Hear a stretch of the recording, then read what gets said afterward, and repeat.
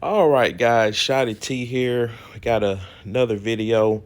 Um, we're in we're the third day of the official season. You see, Sunday it started, and then today is Tuesday. So a lot of progress has taken place so far. As I think, as you guys saw in the previous video, I think I had 3 or 4 of these buildings. Now I got 4, and they're all at level 17. So you want to just make sure you continue those objectives that I talked about.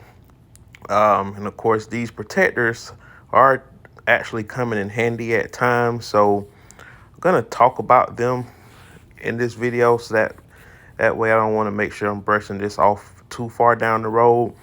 So these protectors, they first entered the Last War universe in season 3. So it was a new thing that they implemented, and I guess it was so popular that they decided to bring it back for season 4. So I wonder if this is just going to be a permanent season fixture moving forward. So the protectors basically, they generate whenever you lose troops in battle, no matter if it's versus a zombie monster, or if you get attacked, if your base gets attacked by someone else. A percentage of your troops will become protectors, and these protectors, when you put them in battle, um, whether you defeat the opponent or monster, or you lose that to the opponent or monster, those protectors are gone. So you want to use your protectors wisely, and a lot of times you want to use them at the right time. But it's pretty easy to get these, especially if you're continually testing yourself with these Doom Elites as you're laddering yourself up through the season and challenging yourself on these monsters and zombies bosses that occur. So, but of course you can increase your capacity um, to your level for your protector field when you get up to level 10, and you can't go beyond that until your opto electronic lab is at level 35. So same thing, just like your lighthouse, you can't go above level 10 until that's at level 35. All right, and at least the good thing about the protector field in this season is it's not going to cost you both resources like it did in season 3. It's going to cost you these though, which are kind of premium. So you kind of want to get it to level 10 and just let it sit there. You want to make sure these buildings are upgraded first, because getting it up to level 10 doesn't cost you any of your uh, premium resources. I think the lighthouse did, but it was like very, very small, and it's important to get that to level 10. So the protectors, let's look at it here. So just like season 3, you get different benefits the more protectors that you get. And of course, there are season milestones that you can get get some minor rewards as you increase your capacity. But when you get to 500, if you have the power of adaptation. Protectors have additional resource resistance to curses and extra attribute. So the curse resistance is 250. So what that does is that whenever you send your troops out to battle, if you have at least 500, then you actually gain an additional 250 resistance. So that makes your attack more powerful from what you're going after. So just going to show you a brief example here. Now, I'm not going to fight this zombie. I'm just going to kind of show you what it looks like. Because I got all but one of my troops farming right now. So as you can see, resistance 3150. That's where I am right now. And actually, I think I can take this guy on. If I'm not mistaken, I can probably take this guy on without this. Want to make sure I'm always ideally maximizing that out. So let me just go ahead and take this guy down now. I think I can take him down. Yeah. Yeah, make sure you're always staying on top of your highest level, because I was saying that I can take that on. Let me make sure I can probably take this on too, but I'll do it off video. But the purpose of what I was going to show you here is that when you There we go. So when you use your protectors, as you can see, my resistance is at 3150, but when I use my protector, it increased it to 3400. So it went up by an additional 250. So that's what that first benefit does. So I'll go ahead and just march that while I'm talking about the other stuff. I should beta to defeat that. If not, oh well. I'll gain more protectors, and I probably gained some in that fight. Yep, I gained 15, so make sure anytime you get new protectors, you click on that, and I probably gained more from that battle also, and we did get those first blood, so we'll take that. So always use your alliance help, and let me see how many more protectors I got there. I got 26 protectors that time, so it is some of it is RNG.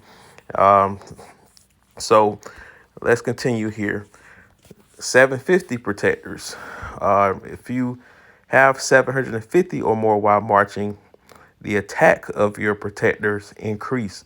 So it's one thing to not to just have it at 500 to get that extra resistance to make it easier to take out a zombie or a Doom Elite, but also you get a 25% attack boost. 25% is a lot. Okay, so ideally you want to try to just load them up, and the protectors, they do have a level. So I know there was someone thought it might have been a workaround where you can just train nothing but level 1 troops and you get those protectors, you get 25% more attack. Well, yeah, you'll get 25% more attack of a level 1 protector.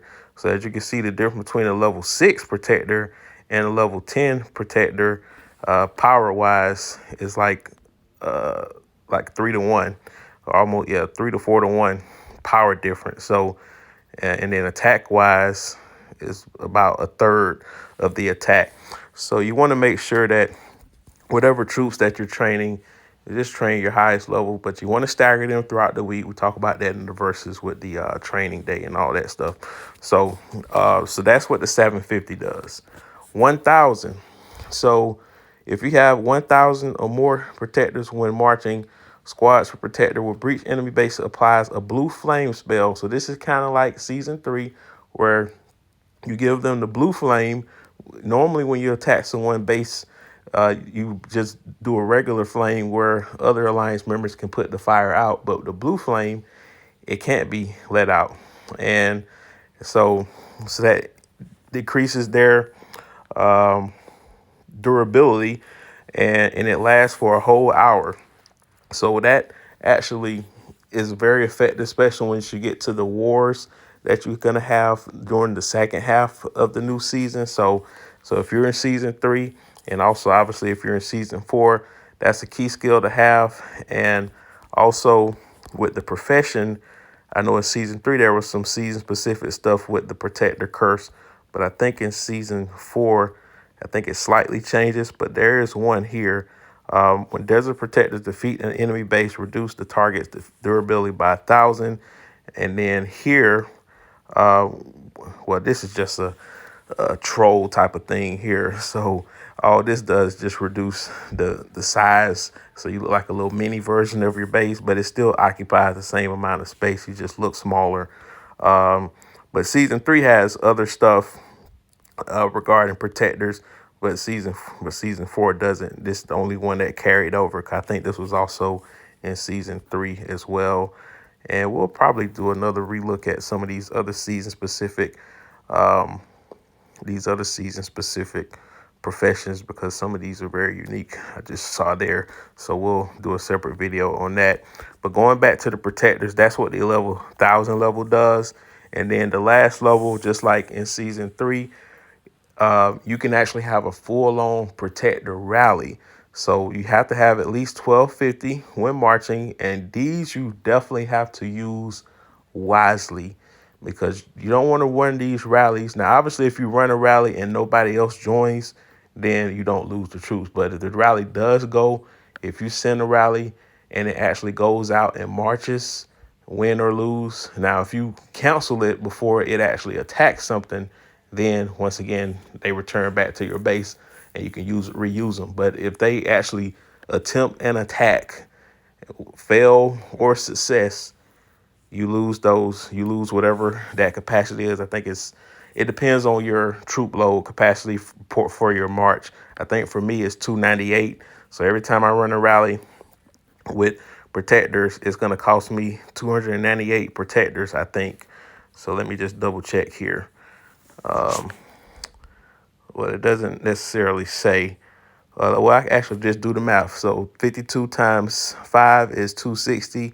Yeah, plus 38, that's 298. So it's 298, win or lose. But I have the ability to run these rallies. Unlike regular rallies, whenever you run them, you have the auto join function at the end. But with these rallies, it'll tick all the way down to 0. All right, and it won't auto join anyone, because anyone that joins a protector rally has to also use protector. So pro tip, if you're joining a protector rally, when someone is able to handle the rally on their own, just send one, just send like a single squad out. Like just send a single squad with your lowest level troops. That way you're minimizing the amount of protectors that you're using to join with someone else's rally, especially if they can handle it on their own. Because unfortunately, some monsters you can't attack solo, you have to rally. So if someone can handle it, but sometimes if someone can handle it on their own, they probably shouldn't be using protectors to begin with. They could just rely on other people to join with them.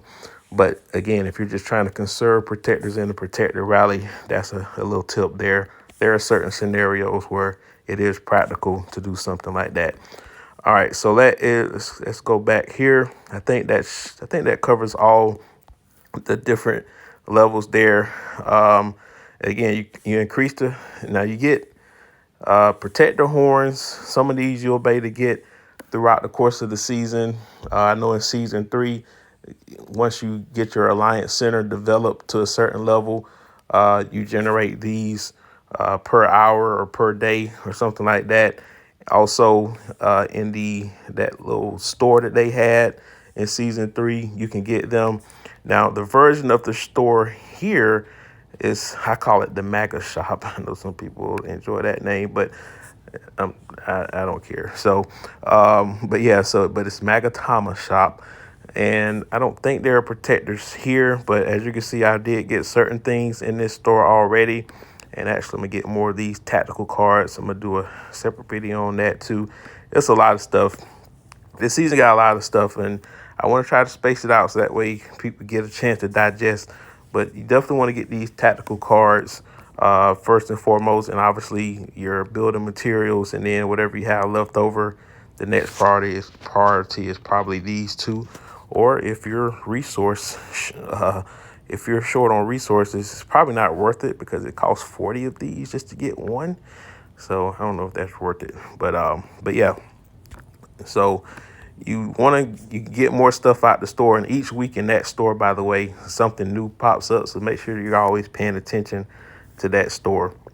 So so really it's similar. It's nothing changed about how you get the protectors and how to use them in season 3 to season 4.